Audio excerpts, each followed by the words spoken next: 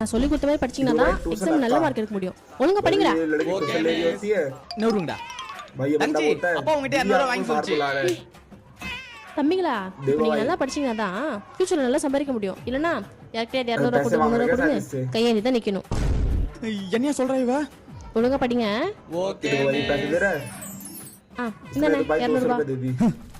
உனக்கு ஒரு நாள் இருக்கு. next day உங்களை நம்ம கிட்ட அனுப்பணும். இப்படி பண்ணி வச்சிக்கிறீங்க. தம்பி கோபப்படாதீங்க தம்பி. வெளியில தலை காட்ட முடியல. ஒரே அசிங்கமா இருக்குதியா? என் பொண்டாட்டி காரி துப்புறா. நிம்மதியா தூங்க கூட விட மாட்டானுங்க. கத்திக்கிட்டே இருக்கானுங்க.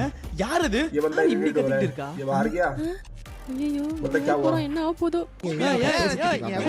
பா யார் பா இவங்க? எதுக்கு கத்திக்கிட்டு இருக்காங்க? நம்ம டியூஷன்ல படிக்கிற பசங்க அவங்களோட பேரண்ட்ஸ் தான் போவாங்க. அதுக்கு எதுக்கு இப்படி கத்திக்கிட்டு இருக்கீங்க? யோ உன் தங்கச்சி டியூஷன்ல படிச்ச பசங்க ஃபெயில் ஆயிட்டாங்க.